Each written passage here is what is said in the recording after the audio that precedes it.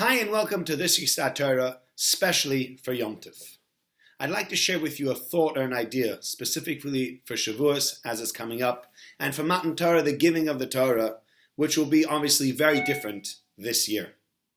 We read in the laning for tomorrow, B'chodesh Ashlishi, in the third month, L'tzeis B'nei Tzor Mitzrayim, when the Jewish people left the land of Egypt.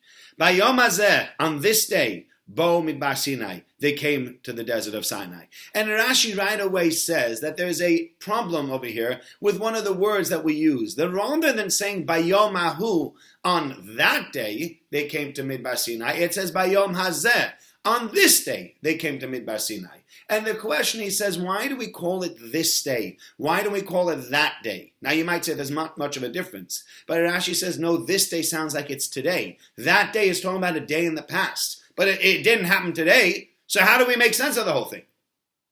So Rashi says a very important comment, and I think this is especially important and extremely pertinent to our situation as we have it nowadays. Rashi says, Bayom hazeh, that sheyu divrei Torah chadoshim olecho kilo hayom nitnu, that the Torah should feel fresh to you as if it's been given today. The standard explanation of that, and how it's been understood for years, is that sometimes when you do something and you do it again and again, it gets stale. And the Torah is telling us, don't let the Torah get stale for you. Don't do it, you know what, I've been to shul yesterday and the day before and the day before. It's getting boring already. I can't have it anymore. I'm not really interested. Don't do that. Bayom hazeh, every day you should wake up, you should feel refreshed, because the Torah today is as exciting as it was yesterday. And even if you did it yesterday and the day before, it can still be considered exciting today. But I think there's another explanation which is also true and which is extremely important and pertinent for us in our situation. Do you know why the Torah says, Bayom hazeh bo midbar Sinai?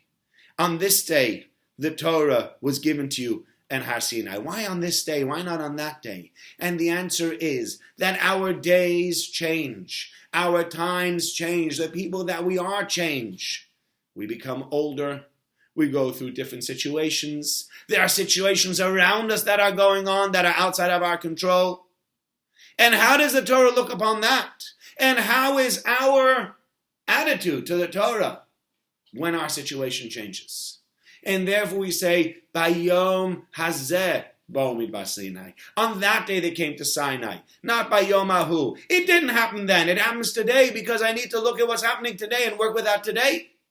If somebody had lost a parent, or somebody had lost a loved one, then we would say, Bayom hazeh. Today he has a different halacha. Today he does not go to shul. He stays at home. He's got shiva. He's got shloshim. He's got avelos. He has all these other things. His life will be different. If somebody is ill, they have a different situation. If somebody was a child and has become bar mitzvah, today is a different Torah than it was yesterday. Because today you're an adult and yesterday you weren't an adult. And the same is also true even in our situation with Corona. Bayom hazeh bo midbar Sinai tells us, as far as Corona is concerned, that every day the Torah is different, but the Torah is adaptable. The Torah can adapt to all situations. It always has to stay within the framework of what is true Torah. But what God wants from you today is not necessarily the same thing that God wanted from you yesterday. And what God wanted yesterday or the day before, which was minyanim, might not be what we want from you today, which is staying home and being safe. Bayom hazeh bo midbar Sinai. Today, I need to look at my situation. And looking at what's going on today, I need to make the decision what the Torah wants from me today and work with that in the framework of today. And that's just what Torah is all about. Torah, on the one hand, is unmutable. It doesn't change. But on the other hand, Torah realizes that even though Torah itself doesn't change, we change. Our circumstances change. Who we are changes.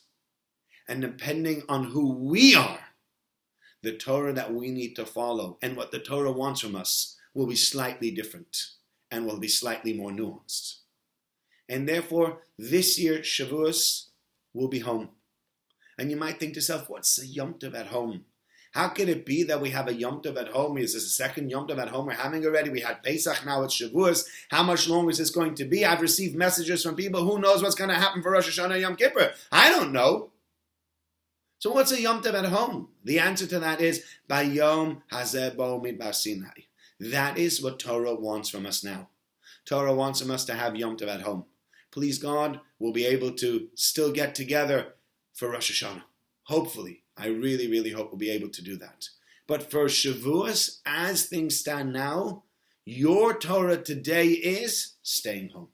Your Torah today is making the most out of Yom Tov at home. Being happy with Yom Tov at home, even though you might not be with all the loved ones. Being happy with your cheesecake and being happy with your Yom Tov meals and enjoying the beautiful weather that we have.